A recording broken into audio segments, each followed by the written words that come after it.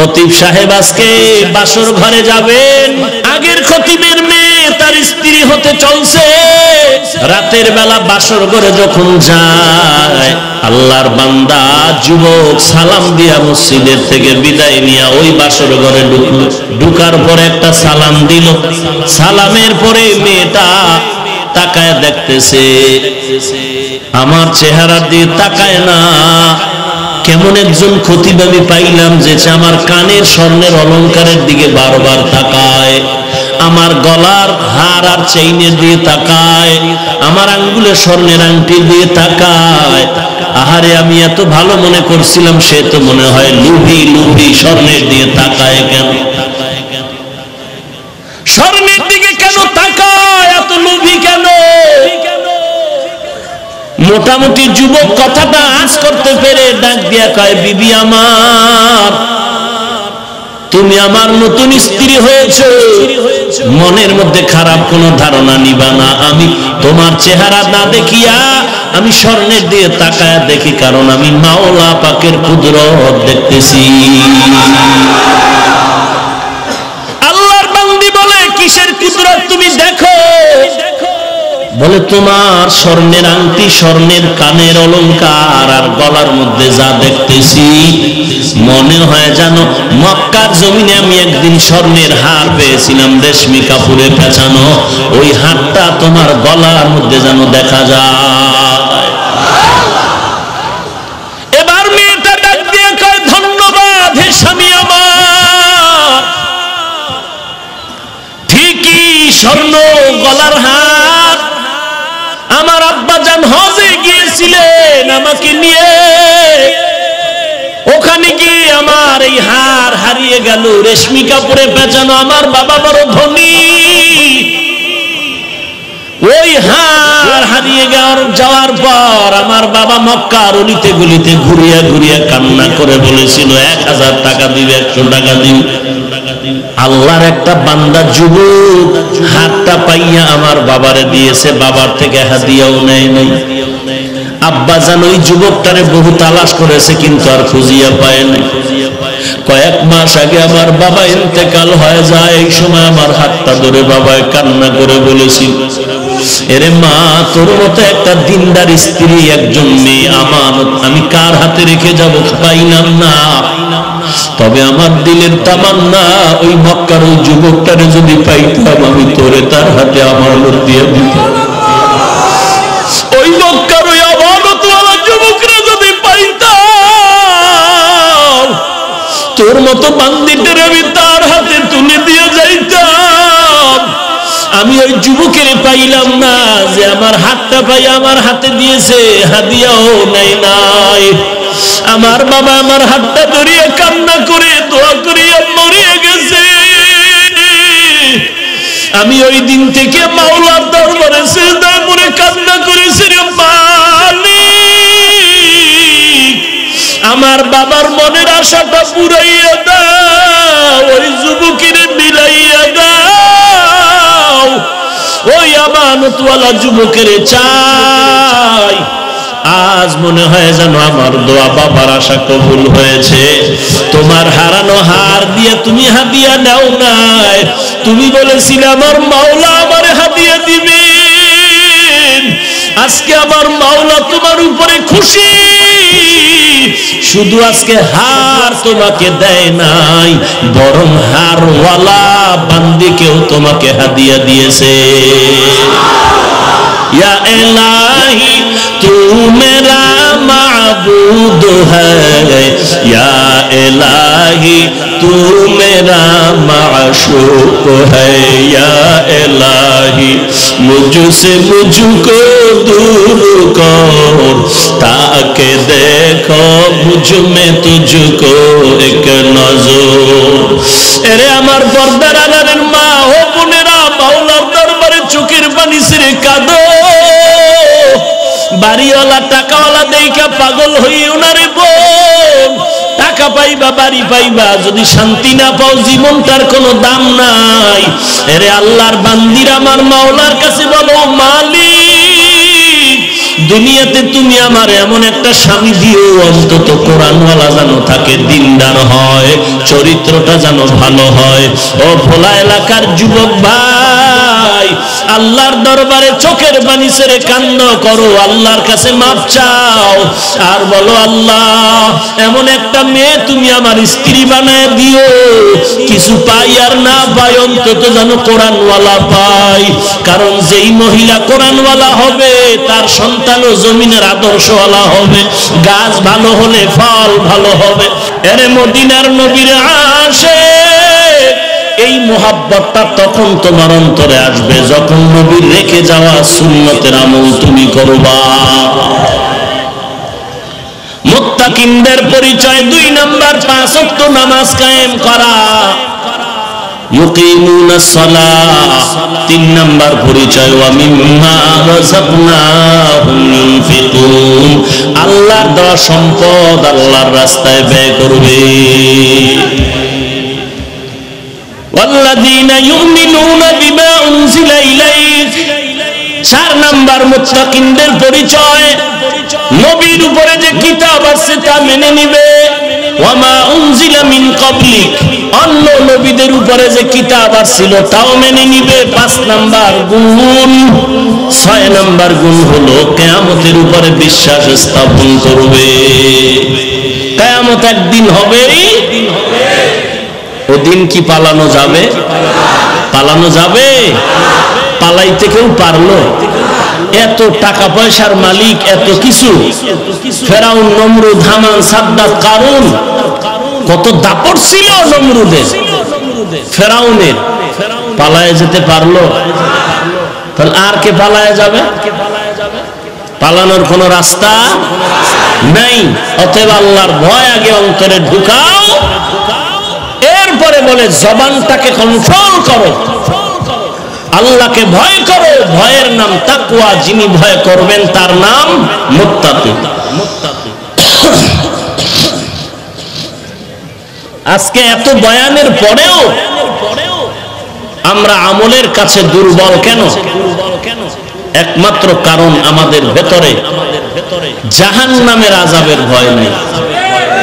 আর একথাও আজীবন মনে রাখবেন, ততদিন পর্যন্ত মানুষের অন্তরে জাহান্নামের ভয় আসবে না যতদিন পর্যন্ত মানুষগুলো আল্লাহওয়ালার সোহবতে যাবে না।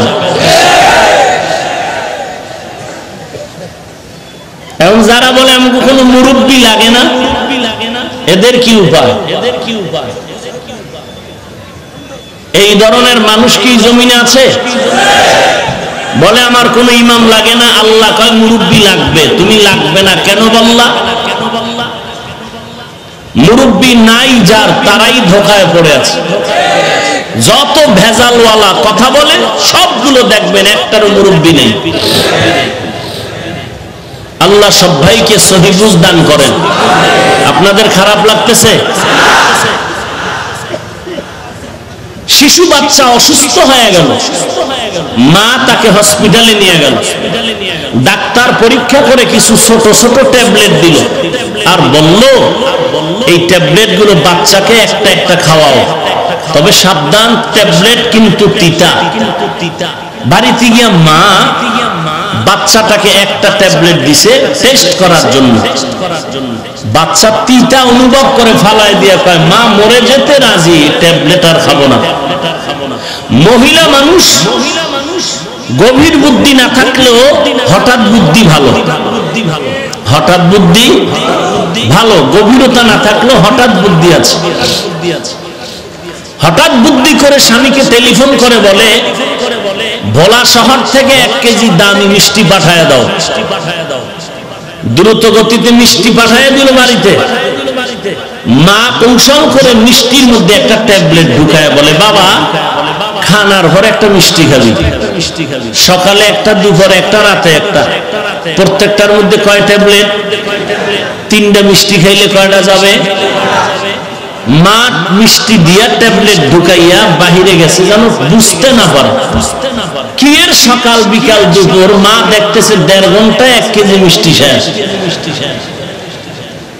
মা বলে বলে বাবা মিষ্টি খেয়েছিস? বলে হ্যাঁ খেয়েছি, আরো দাও, আরো খাবো। কপালে হাত দিয়ে দেখে জ্বর কমে না, পেট ব্যথা কমে না, মাথা ব্যথা কমে না। কি ট্যাবলেট, আরে মিষ্টি কি পুরাটাই খেয়েছো? বলে হ্যাঁ মা পুরাটাই খেয়েছি। বলে তো তোমার শরীর এত হালকা হয় না কেন, ভারী অসুস্থতা কমে না কেন? বলে তা জানি না, মিষ্টি তো সবই খাইলাম। বল ভালো করে পুরাটাই খেয়েছিস? সন্তান ধমক শুনে কয় মা মিষ্টি পুরাটাই খেয়েছি ঠিক, তবে ভেতরে বিচিগুলো ফেলে দিয়েছি। মা ডেকে বলে সন্তান কিয়ামত পর্যন্ত যদি তুই মিষ্টি খাও, ভেতরের মেডিসিন যদি ফেলে দাও, মিষ্টির মজা ঠোঁটে লাগবে, জিহ্বায় লাগবে, তবে রোগ কোনোদিন সারবে না। মিষ্টির ভেতরের মেডিসিন যদি ফালায় দাও, মিষ্টির মজা পাবি, রোগের সারবে না রে বাবা।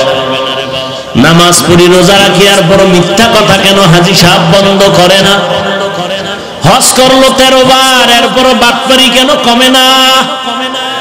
অহংকারী কেন কমে না? 5 বেলার নামাজ পড়ে মাপে ভেজাল কেন দেয়?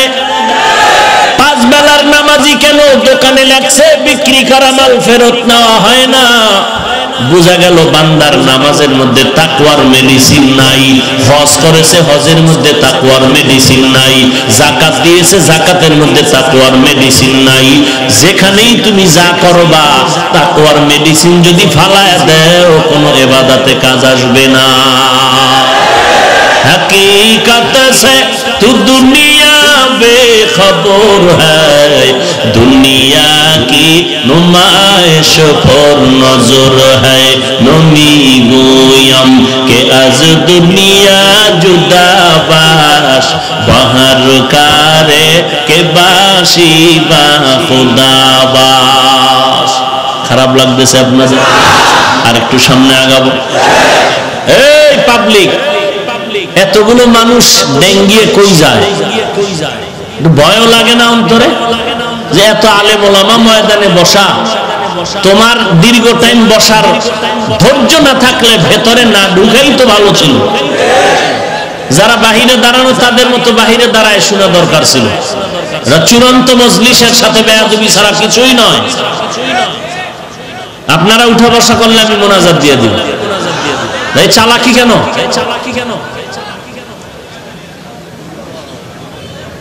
কত দূর থেকে মানুষ পায়ে হেঁটে গাড়ি ভাড়া করে আসে এই ডিস্টার্ব শোনার জন্য। আল্লাহ হেদায়েত দান করেন। তাকওয়া মানে কার ভয়? এই ভয় থাকে কোথায়? মাথায়। কোথায়? দেখা যায়? দেখা যায় না। এই তাকওয়ার গুণ বললাম কয়টা? 6টা। এই 6টা গুণ থাকলে প্রমাণ হবে তার মধ্যে কি আছে? তাকওয়া আছে। তাকওয়া মানে আল্লাহর ভয়। আল্লাহ বারবার বলেন তাকওয়া, কোরআনের শুরুতেও তাকওয়া, শেষেও তাকওয়া, ফাঁকে ফাঁকে তাকওয়ার বয়ান। কারণ যতক্ষণ পর্যন্ত বান্দা আল্লাহকে ভয় না করবে ততক্ষণ পর্যন্ত চোরে চুরি বন্ধ করবে না, ডাকাতে ডাকাতি বন্ধ করবে না, নেশা পান করনেওয়ালা নেশা বন্ধ করবে না। এদেশে নেশা পান করে না কেউ? এ যুবক, আমিও তোমার মতো একটা যুবক সন্তান। তোমার পায়ে হাত রেখে বলি, টুপি পরো, নামাজ পড়ো, মা বাবার খেদমত করো রে ভাই। আজকে তোমাকে এত বিনয়ের সাথে বুঝানোর পরও তুমি নামাজ পড়তে চাও না, টুপি করতে চাও না।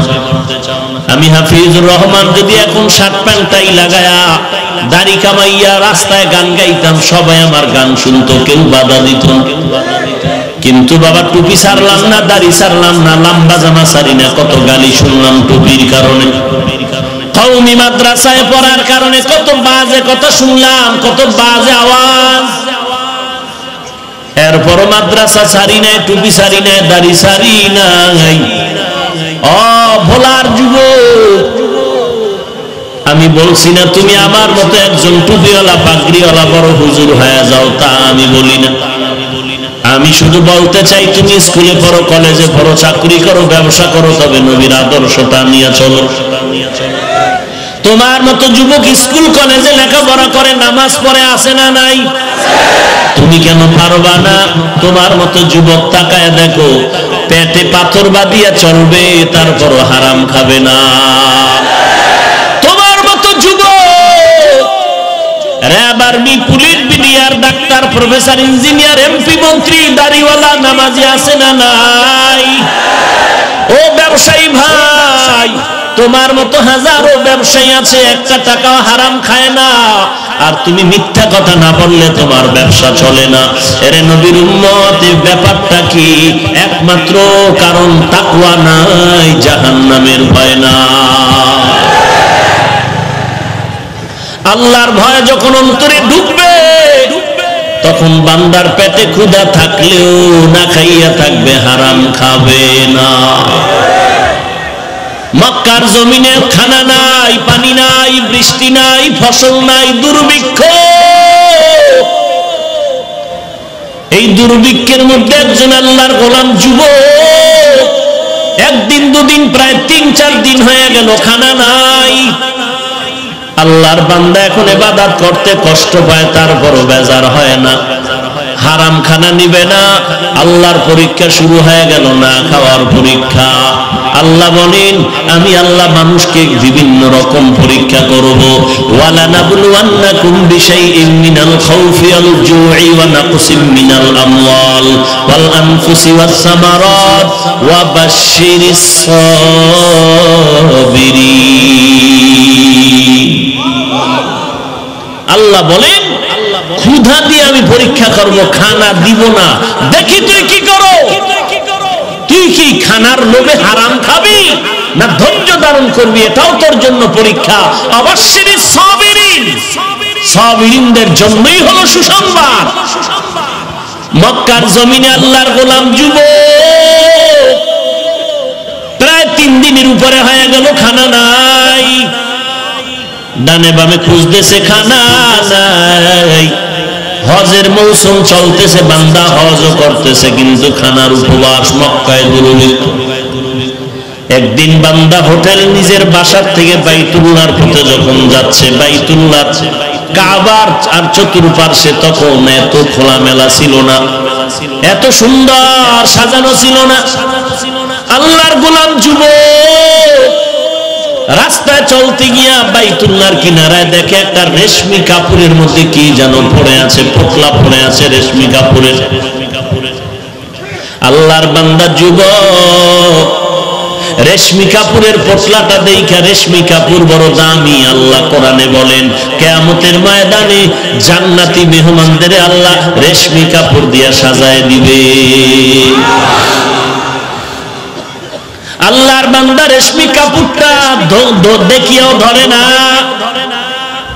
কার না কোন জিনিস ধরি আবার বিপাকে পড়ে যায়। কিছু দূর রেখে আবার বান্দা চলে গেলেন। হঠাৎ মনের ভিতরে একটা খেয়াল আসলো। কি খেয়াল? যদি আমি এই রেশমি কাপড়ের অংশটা ফেলে যাই, ভেতরে কোনো মূল্যবান জিনিস থাকতে পারে, কোনো চোর ডাকাত যদি পায়, আমানতের খেয়ানত করবে, এটা তো মারাত্মক অবস্থা হবে। আমি আল্লাহর বান্দা মনের নিয়তটা খাঁটি কইরা যদি আমি আমানতের সাথে যেই লোকটা হারায় গেল, যার জিনিসটা হারিয়ে গেছে, তার হাতে পৌঁছাইয়া দিতে পারি, আমি আল্লাহর কাছে অনেক অনেক আমি বরকত পাবো, অনেক পুরস্কার পাবো। এই ভাবনা নিয়ে যুবক 3 দিনের না খাওয়া ক্ষুধার যাতনায় বান্দা অনেক কষ্ট করিয়া পেছন দিকে আইসা রেশমি কাপড়ের অংশটা হাতের মধ্যে নিয়ে ডাইরেক্ট বাসায় চলে গেল।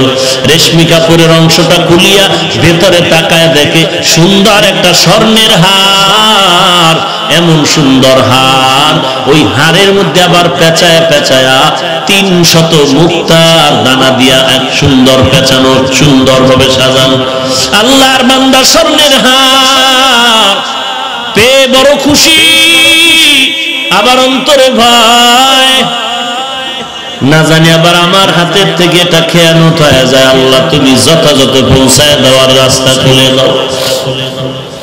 এরে নবীর উম্মতের দল, রেশমি কাপড়ের মধ্যে স্বর্ণের হার পাইল, আবার 300 মুক্তার দানা দিয়া পেঁচানো, ঘরের মধ্যে হেফাজতে রাইখা এবার কে হারাইলো? হারানো ব্যক্তির তালাশে ঘুরতেছে মক্কার ভেতর। হঠাৎ করে আওয়াজ পায়, কে যেন ডাক দিয়া বলতেছে, আমার একটা স্বর্ণের হার হারানো গেছে, কেউ যদি পাও আমার হাতে দেওয়া পাগড়িওয়ালা ডাকে আর বলো।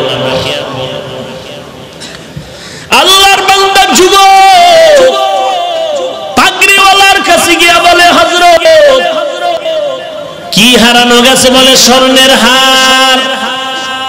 কেমন? বলে রেশমি কাপড়ে পেঁচানো। আর কি? বলে স্বর্ণের হাতে মুক্তার দানা লাগানো। বলে আমার সাথে হাতটা দেন, আমার সাথে চলেন। বুজুর্গ পাগড়িওয়ালাকে নিয়ে নিজের বাসায় চলে গেলেন, স্বর্ণের হার রেশমি কাপড় সহ তার হাতে দিলেন। কয় দিনের না খাওয়া? 3 দিনের না খাওয়া। 500 টাকা রাস্তায় পাইলে ছাড়ে না বাঙালি। এত বড় দামি বয়ান আইসাও আর একজনের মোবাইল চুরি করিয়া মুসলমান বাড়ি যায়। কত জায়গায় কান্নার আওয়াজ। আমার মোবাইল এরকম 2টা গেল, সমস্যা নাই, তবে দামি দামি নাম্বার গুলো আমার মারাত্মক। অনেকে মানিব্যাগ হারায় কান্দে। এরে মুসলমানের বাচ্চা, তুই ওয়াজ মাহফিলে এসে এমন মারাত্মক অন্যায় করতেছো। তুই কপালে লেখা রাখ, পাথর দিয়া খোদাই করে লেখ, তোর মরার আগে কোনো একটা গজব তোরে ধরিয়া নিবে, কোনো সন্দেহ নাই। হয়তো ঘুমের ঘরে তুই বোবা হয়ে যাবি, না হয় তোর হাত বাঁকা হয়ে যাবে, না হয় তোর ছেলে, না হয় তোর মেয়ে, না হয় তোর স্ত্রীর হাত বাঁকা হয়ে যাবে তোর গুনার কারণে। কারণ চোখের পানির বরদোয়া খালি ফেরত যাবে না রে ভাই। চোখের পানি, কান্নার বরদোয়া বড় কঠিন। কেউ যদি কান্না করে বরদোয়া দেয়, কষ্টের বরদোয়া, এটা লাগবেই, সন্দেহ নাই। অতএব এমন কোন অন্যায় কারোর সাথে করবা না যে অন্যায়ের কারণে চোখের পানি পড়ে যায়। মাজলুমের পক্ষে আমার আল্লাহ, জালেমের পক্ষে আমার আল্লাহ নাই।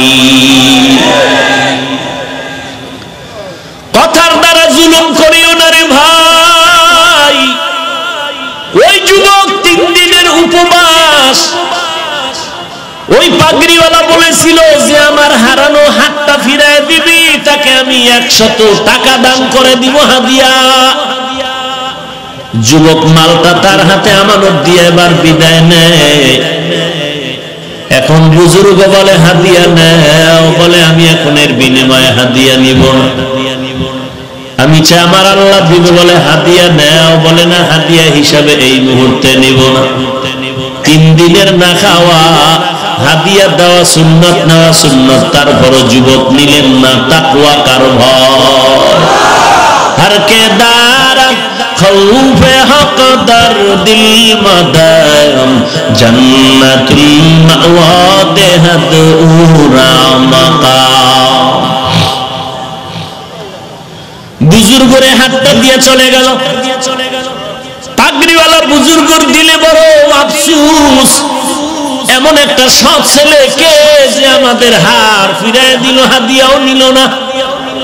যুবক বাইতুল্লাহর কিনারায় বইয়া মন ভরে তার জন্য দোয়া করলেন। শেষ হয়ে গেল। যুবক কাফেলা নিয়ে বাড়িতে রওয়ানা। বিমান নাই, রকেট নাই, তখন তো স্টিমার, নদীপথে সফর। নদীপথে সফরে রওয়ানা। আল্লাহর কঠিন পরীক্ষা। নদীর ভেতরে যাওয়ার পরে তুফান শুরু হয়ে গেল। তুফানের এক পর্যায়ে স্টিমার পানির নিচে চলে গেল, ডুবে গেল। ওই আল্লাহর গোলাম তাকওয়াওয়ালা যুবক ওই স্টিমারের একটা বয়া ধরে হাত ধরে রাখলো। আল্লাহ পাক নদীর পানিকে হুকুম দিলেন, আমার বান্দাটারে কিনারায় পৌঁছায় দাও।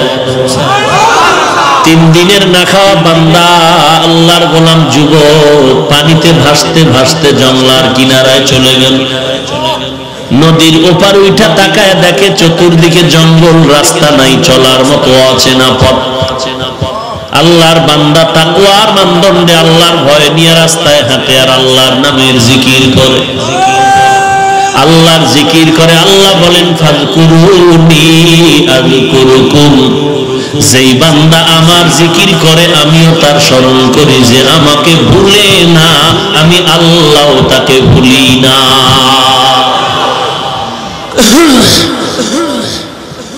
আল্লাহর বান্দা জঙ্গলার কিনারায় হাঁটতেছে হাঁটতেছে, রাস্তা নাই।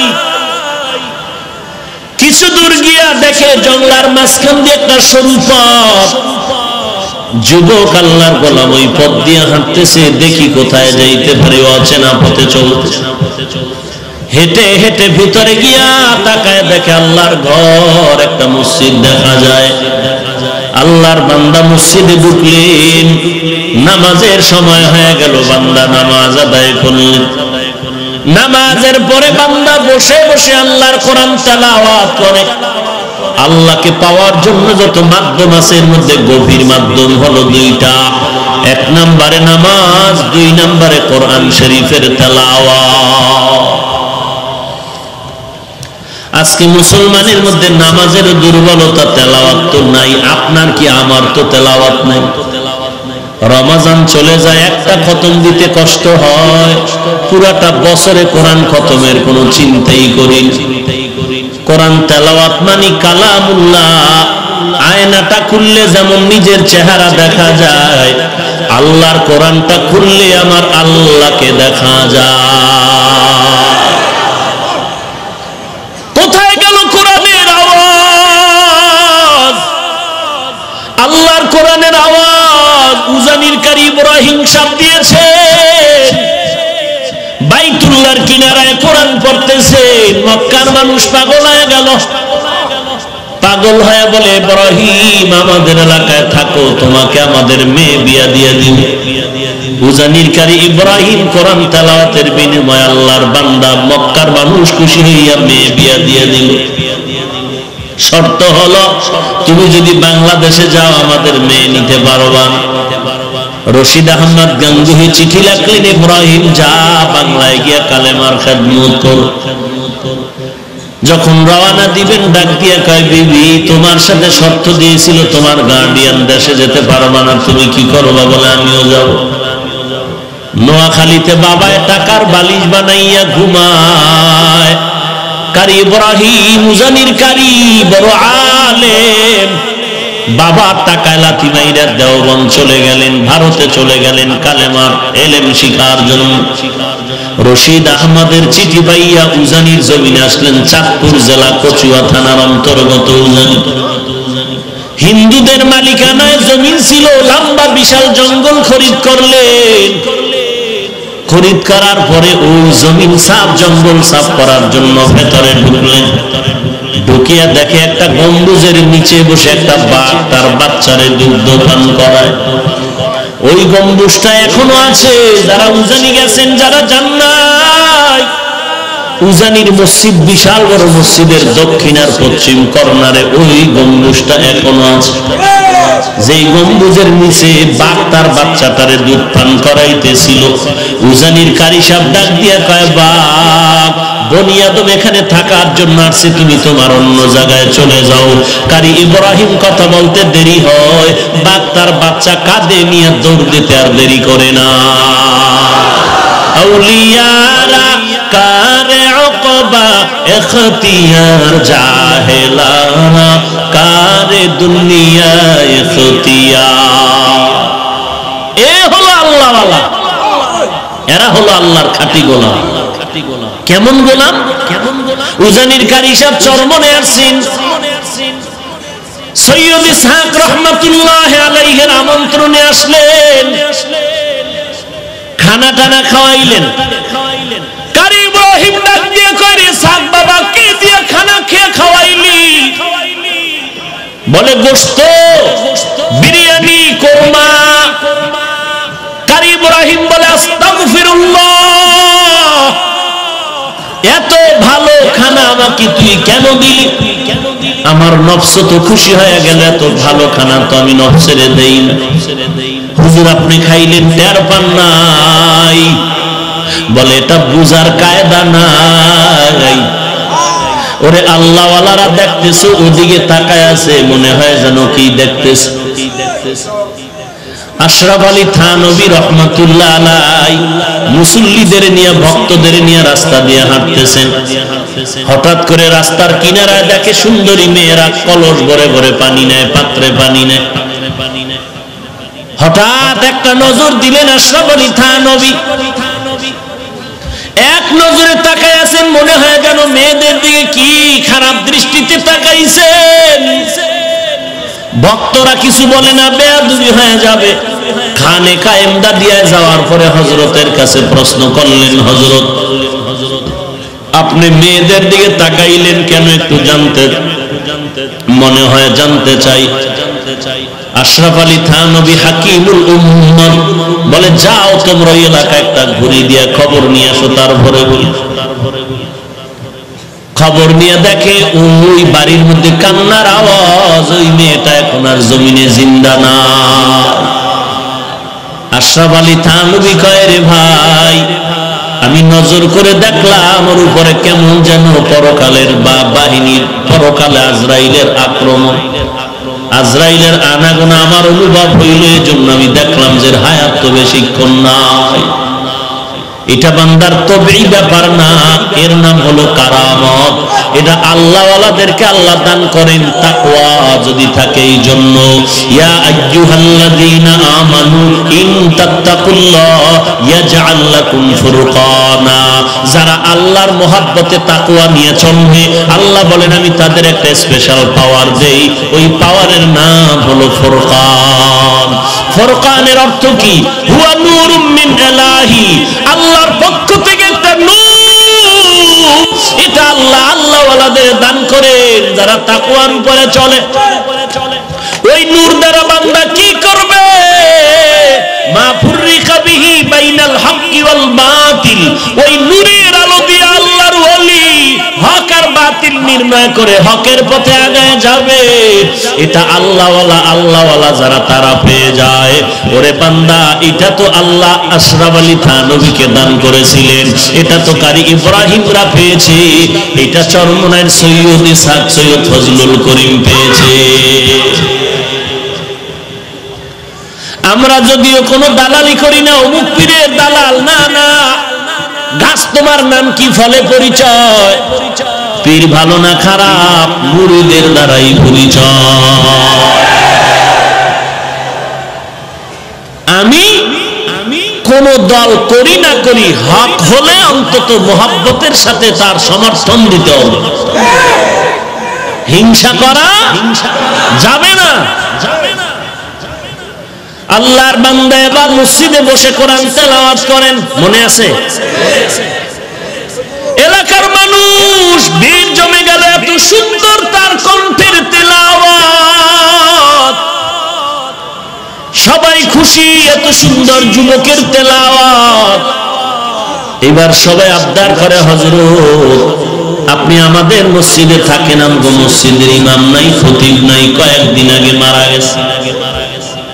যুবক কয়, যেহেতু আমার ঠিকানা নাই, বাড়ি ঘর নাই, আমি এখানে থাকি, পরে ঠিকানা নিয়ে খোঁজ খবর নিয়ে এখানে থাকবো, আর প্রয়োজনে ফ্যামিলি নিয়ে আসবো, এখানে মা বাবার খেদমত করুন।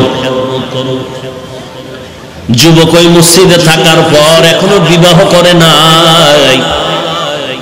ওদিকে পেটের মধ্যে ক্ষুধা, আল্লাহ পাক রাস্তা খুলে দিতেছেন। ওয়া মাইয়াত্তাকিল্লাহ ইয়াজআল লাহু মাখরাজা, আল্লাহর ভয় তাকওয়া নিয়ে যারা চলবে, ওরে আল্লাহ কুদরতি ভাবে রিজিক দিয়ে দিবে। ভাইরা আমার, যুবক এখন মসজিদের ইমাম আর খতিব, নামাজ পড়ায়, মুসল্লিদের মন প্রাণ কেড়ে নিয়েছে যুবক। এটা কার নেয়ামত? ভোলার মুসলমান কার নেয়ামত? এই যে এত মানুষ ভোলার ময়দানে, বসারও জায়গা নাই, বলতে গেলে দাঁড়ানোরও জায়গা নাই। কেউ খানার লোভে আসে না, টাকার লোভে আসে নাই। আমি হাফিজুর রহমানের চেহারাটাও দেখতে আসে নাই।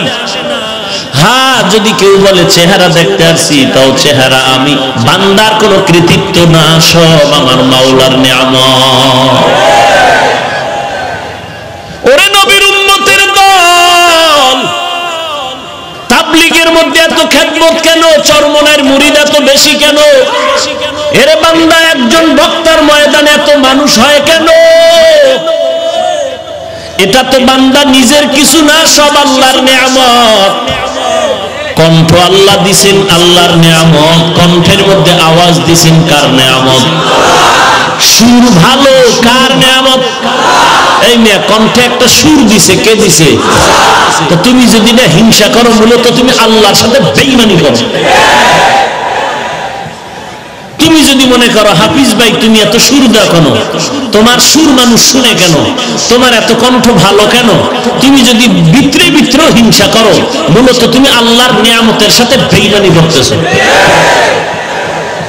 তুমি আল্লাহর নিয়ামতের সাথে গাদ্দারি করতেছো। ওয়ালা ইন কাফারতুম ইন্না আযাবি লাশাদীদ, লা ইন শাকারতুম লাযীদান্নাকুম ওয়ালা ইন কাফারতুম ইন্না আযাবি। নিয়ামতের শুকর আদায় করো। এই রকম কণ্ঠ আহলে হকের ময়দানে যদি থাকে আরো বেশি, এই জমিনে নাস্তিক বেঈমান বাতিলের পতন হতে 1 ঘন্টা সময়ের ব্যাপার। ঠিক কি না বলো? আজকে গোটা দুনিয়ার বেঈমান আর নাস্তিকগুলো পাগল হয়ে গেল। ভোলার মাটিতে যদি এত লোক হয় আর এখান থেকে যদি কিছু ঘোষণা দেওয়া যায়, মানুষগুলো রক্ত দেওয়ার জন্য যদি রেডি হয়, এই ভয়ের কারণে নাস্তিকদের ঘুম নাই, বেঈমানের ঘুম নাই।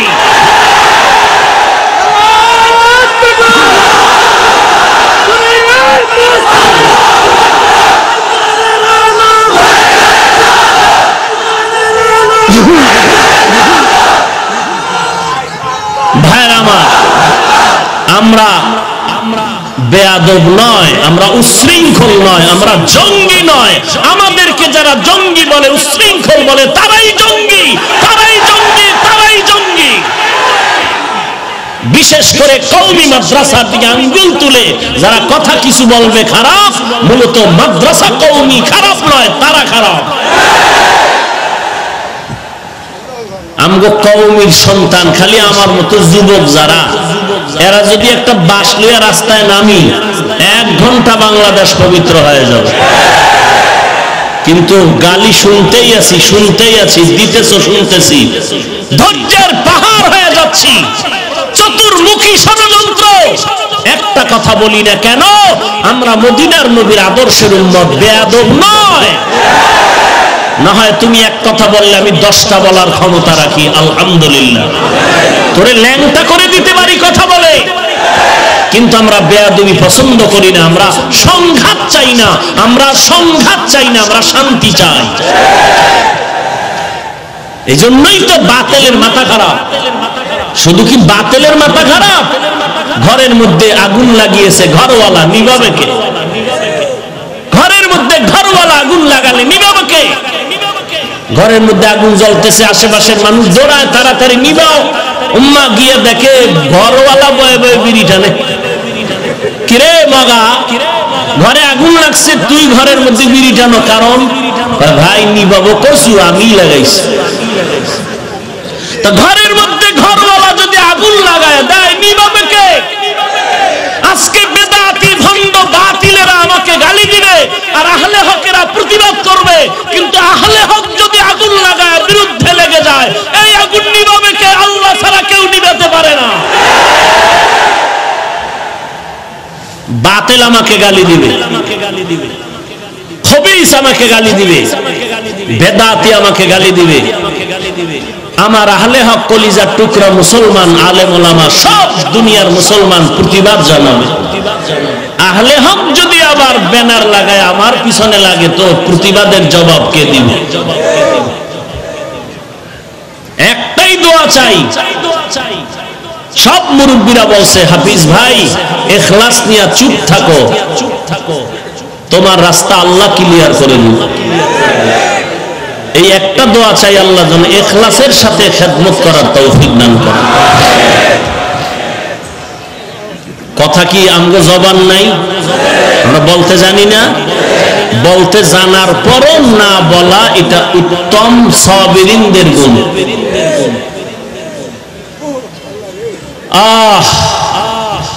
মাথা খারাপ কি এমনি?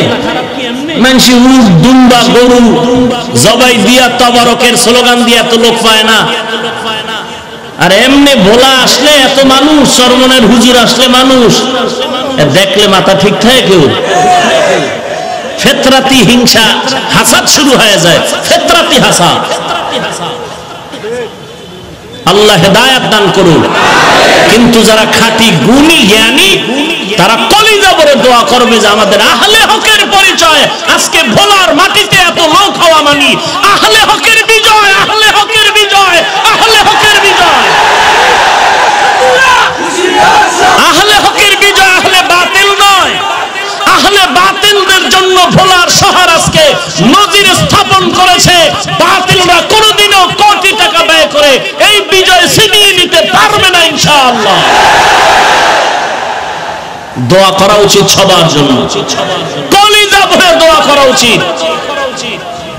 আমরা আহলে হকের ব্যানারে চলি, কওমি আলিয়া নাই, কওমি নাই। যারাই নবীর সুন্নাত মানে আল্লাহর গোলামি করে আমরা সবাই এক ঘরের একই ফ্যামিলির সদস্য।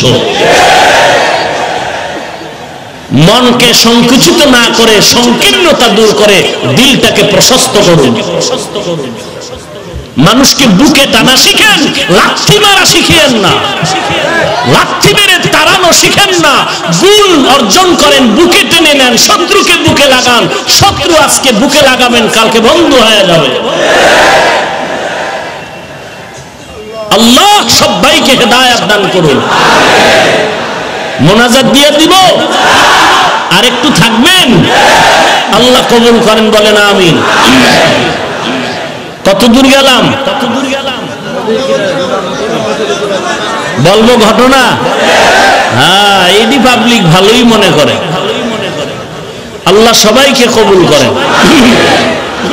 যুবক আল্লাহর গোলাম, মসজিদের ইমাম, দেখছেন নি কার কারবার কি? কওমি মাদ্রাসায় পড়া ইমামতি আর মুয়াজ্জিন ছাড়া কি হরব? তো মাদ্রাসায় পড়িয়া আলেম ওলামা ইমামতি করবে না, গরুয়ে করবে। কেমন থাপ্পড় দরকার বেয়াদবকে? কয় মাদ্রাসায় পড়ে কি করবি? কওমিওয়ালারা মসজিদের ইমামতি ছাড়া আর কি করবি? ডিসি হতে পারবি, এসপি হতে পারবি? আমগোর শখ আছে কোন? এই চেয়ারের মেয়াদ নাই, ডিসির চেয়ারের মেয়াদ আছে, এসপির চেয়ারের মেয়াদ আছে, এমপির চেয়ারের মেয়াদ আছে, কোরআনওয়ালার চেয়ারের কোনো মেয়াদ নাই। ডিসি সাহেব কয় হাফিজ ভাই ভালো আছেন, দোয়া চাই। এমপি সাহেব দোয়া চায় আলেম ওলামার কাছে। এর থেকে আর সম্মান কি? এর থেকে বেশি চাওয়া মানে ফিডা। এই সম্মান কে দিছেন? তোমাকে ডিসি হওয়া লাগবে কেন? এমপি হওয়া লাগবে কেন? এরপরে যদি কেউ জনগণ ধৈর্য কয় কয়েকদিন থাকেন তো বসলাম, জনগণ ধাক্কা দিয়ে বসাই দিলে কয়েকদিন থাকলাম, সেটা ভিন্ন কথা। আমাদের কোনো শখ নাই। আল্লাহ এটা সম্মানের চেয়ার দিয়েছেন রাসূলের মুহাব্বত আর কোরআনের বরকত। কথা ঠিক না? ইমামতি করে, চিন্তা করছেন এত হিংসা দিলের মধ্যে। আল্লাহ সবাইকে হেদায়েত দান করুন।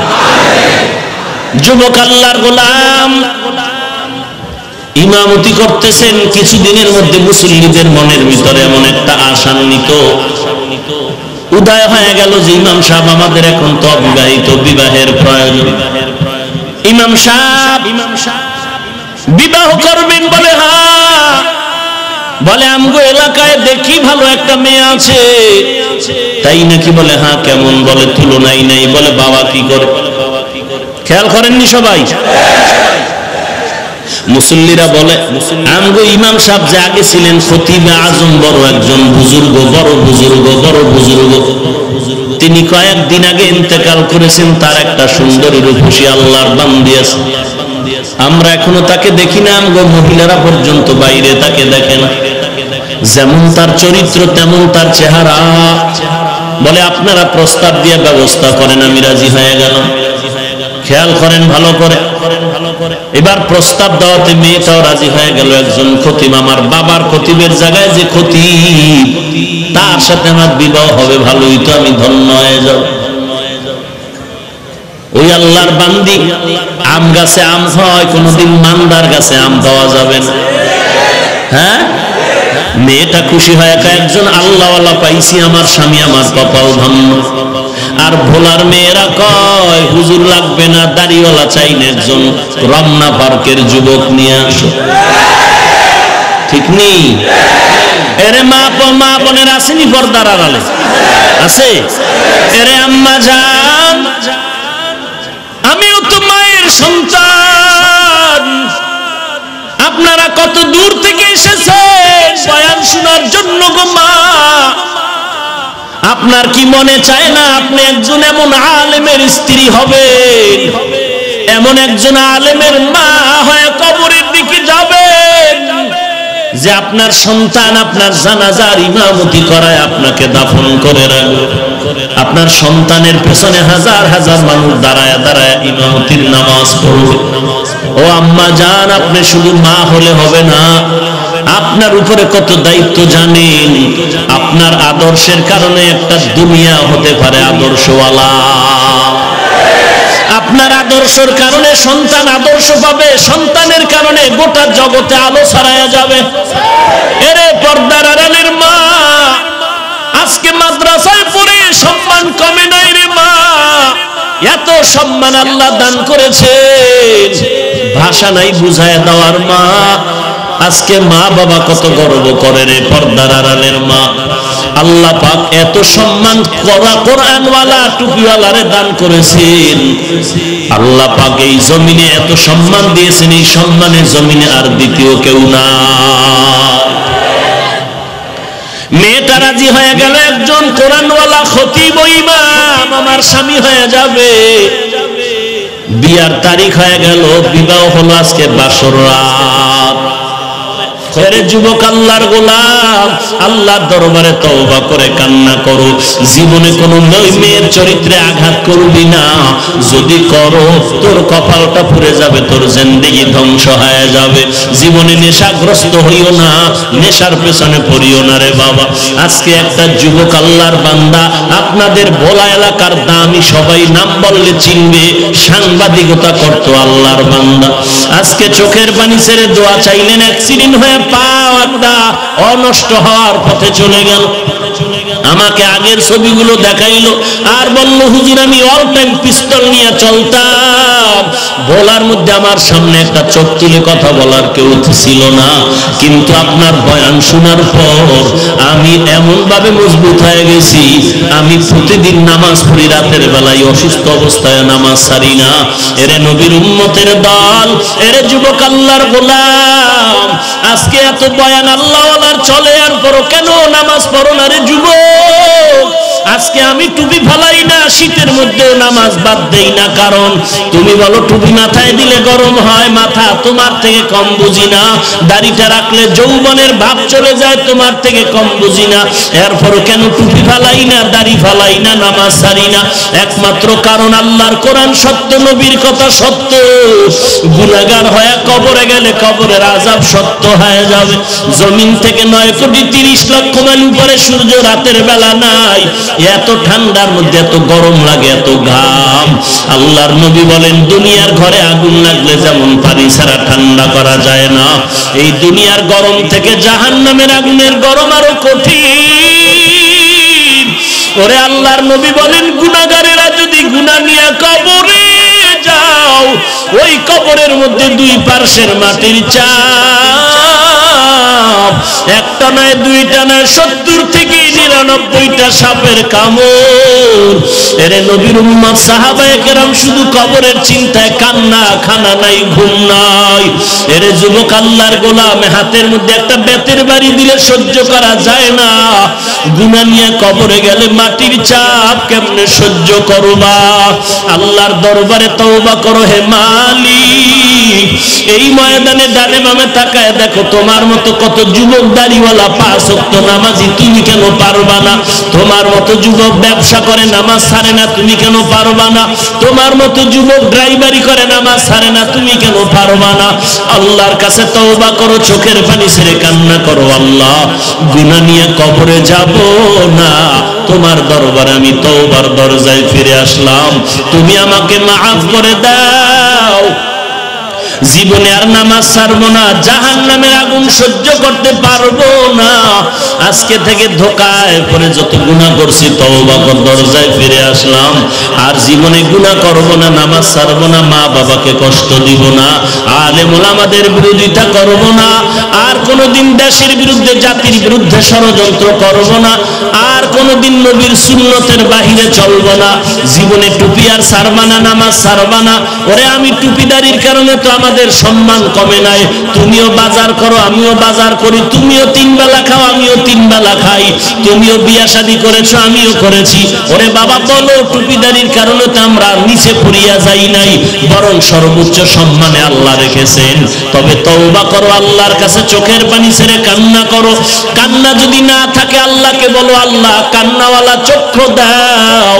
এক ফোঁটা চোখের পানি যদি তোমার চোখ থেকে বের হয়ে যায়, মদিনার নবী বলেন গাভীর ওলান থেকে দুধ বের করে ভেতরে যেমন ঢুকানো সম্ভব না, কান্নাওয়ালা বান্দাকে জাহান্নামে দেওয়াও সম্ভব না। এখানে আপনারা বসছেন বয়ানে, ঘর পর্যন্ত যাওয়ার গ্যারান্টি কারো হাতের মধ্যে নাই।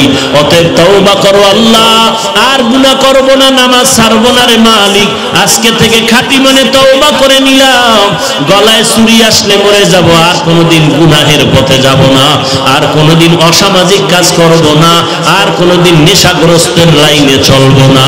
তওবা করার যদি খাঁটি নিয়ত থাকে, অন্তরে যদি কোনো ভেজাল না থাকে, মুনাফিকি না থাকে, খাঁটি তওবার নিয়তে দুটো হাত আমার আল্লাহকে দেখায় দাও। আয় আল্লাহ, সবার হাত আপনি কবুল করে নেন, আমাদের তওবা কবুল করে নেন। আয় আল্লাহ, তওবার উপরে মজবুত হয়ে চলার তৌফিক দান করেন, ঈমান ও আমল মজবুত করে দেন, নবীজির সুন্নতের উপরে চলার তৌফিক দান করেন। আয় আল্লাহ, সুন্নতের আমলওয়ালা জিন্দেগি দান করেন, গুনাহের প্রতি ঘৃণা জমায়ে দেন, বেশি বেশি নেক আমলের আগ্রহ বাড়ায় দেন। আমিন। আলহামদুলিল্লাহি রাব্বিল আলামিন, والصلاة والسلام على سيد الأنبياء والمرسلين وعلى آله وأصحابه أجمعين يا أرحم الراحمين يا أرحم الراحمين يا أرحم الراحمين। সবাই জবান খুলে দোয়াটা পড়েন, রব্বির হামহুমা কামা রব্বায়ানি সগীরা, রব্বির হামহুমা কামা রব্বায়ানি সগীরা, রব্বির হামহুমা কামা রব্বায়ানি সগীরা। اللهم إنك عفو تحب العفو فاعف عني. اللهم إنا نسألك رضاك والجنة. اللهم إنا نعوذ بك من سخطك والنار. اللهم اجعلني في عيني صغيرا وفي أعين الناس كبيرا. اللهم إني أستودعك حياتي وإيماني وعملي وأهلي ومالي وعزتي فإنه لا يضيع ودائعك. ربنا ظلمنا أنفسنا وإن لم تغفر لنا وترحمنا لنكونن من الخاسرين. ربنا آتنا في الدنيا حسنة وفي الآخرة حسنة وقنا عذاب النار. ربنا لا تزغ قلوبنا بعد إذ هديتنا وهب لنا من لدنك رحمة إنك أنت الوهاب. ও দয়ার মালিক, এই ভোলার ময়দানে কুদরতের নজর দিয়া তাকায় দেখে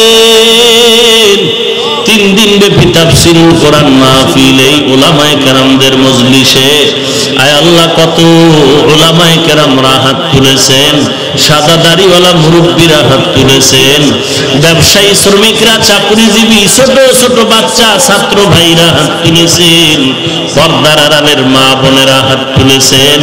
আয় আল্লাহ আমরা টাকা চাই না, বাড়ি চাই না, জাহান্নামের আগুন থেকে নাজাত চাই রে আল্লাহ। মেহেরবানি করে আমাদের সবাইকে নাজাতের ব্যবস্থা করে দেন। জীবনের সমস্ত গুনাহগুলো নবীজির মহব্বতে মাফ করে দেন। নবীজির সুন্নতের আমলওয়ালা জিন্দেগি দান করেন। অন্তর থেকে রিয়া হাসাদ কিবির দূর করে ইখলাস দান করেন। আয় আল্লাহ কারো হাত খালি ফিরায়া দিয়েন না। আয় আল্লাহ সবাইকে গুনাহমুক্ত জিন্দেগি দান করেন। নেক আমলের আগ্রহ বাড়ায়া দেন। সারা দুনিয়াতে শান্তি দান করেন। যারা বেঁচে আছেন দীর্ঘ নেক হায়াত দান করেন। ও দয়ার মালিক, পর্দার আড়ালের মা বোনদের নেককার হিসাবে কবুল করেন।